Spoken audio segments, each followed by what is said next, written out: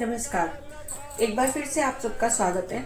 और आज की जानकारी आगे बढ़ाते हुए मैं आप सबको बताना चाहती हूँ, राजा दशरथ की, जैसा कि आप सभी जानते हैं, 3 रानियां थी और 4 पुत्र थे। लेकिन उन 4 पुत्रों से पहले एक बड़ी रानी कौशल्या से और राजा दशरथ की एक पुत्री भी थी जिसका नाम था शांता।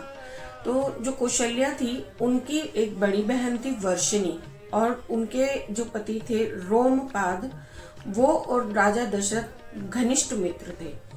तो वो उन्होंने उनको कोई संतान नहीं थी।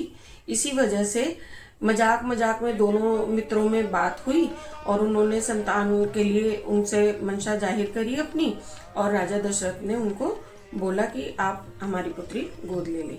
तो वो शांता जो थी, वो अपने बड़ी बहन को उन्होंने दे दी, वर्षिणी और रोमपाद को। तो जब शांता बड़ी हुई तो अपने धर्म पिता रोमपाद और शांता जब आपस में शिक्षा संबंधित या आपसी किसी मुद्दे पर आपसी बात कर रहे थे, तो उसी समय उनके पास एक ब्राह्मण सहायता की इच्छा से आया कि उनकी कुछ सहायता हो जाए। लेकिन वो दोनों इतने ज्यादा मगन थे अपनी बातों में, उन्होंने ब्राह्मण का ध्यान ही नहीं दिया और ब्राह्मण वहां से दुखी होकर चला गया। तो जो देवताओं के राजा इंद्र हैं, उन्हें इस चीज का बहुत बुरा लगा कि भाई उनको मदद करनी चाहिए थी और उन्होंने ध्यान ही नहीं दिया।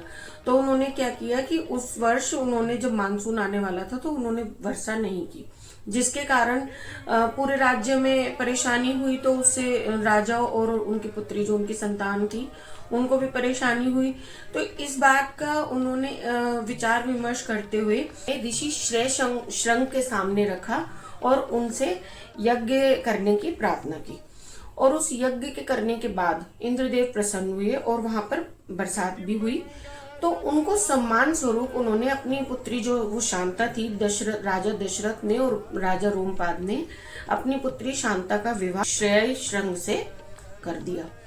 और उसके बाद, क्योंकि तब तक राजा दशरथ को भी कोई उत्तराधिकारी नहीं था, तो श्रेय श्रंग जी से ही प्रार्थना की गई एक यज्ञ करने की पुत्र प्राप्ति के लिए, जिससे यज्ञ से अग्नि देवता ने प्रसन्न होकर उनको एक मिठाई दी, जिसके खाने से तीनों रानियों को 4 पुत्र प्राप्त हुए, जो आप सभी जानते हैं, राम, लखन, भरत और शत्रुघ्न।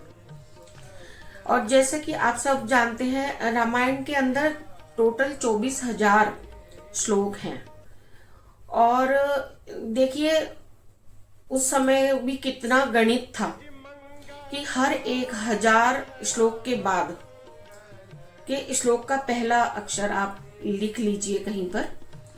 जब 24,000 श्लोक पूरे हो जाएंगे तो उनके पहले पहले अक्षर से जुड़कर गायत्री मंत्र प्राप्त हुआ। तो ये कितनी बड़ी उपलब्धि है। और वाल्मीकि जी ने किस तरीके से ये लिखा होगा, आप सब जानते हैं। गायत्री मंत्र की बेहद महिमा है, सबसे शक्तिशाली मंत्र माना जाता है हमारे हिंदू धर्म में वो। तो वो पूरी रामायण के अंदर से ही निकले हुए शब्द हैं और हर 1000 श्लोक के बाद वाले पहले अक्षर को लेकर बना हुआ है। तो कितनी तकनीकी तरीके से रामायण लिखी गई। आज की जानकारी को यहीं विश्राम देते हुए आप सभी को कैसा आज का वीडियो लगा, जरूर बताएं। नमस्कार।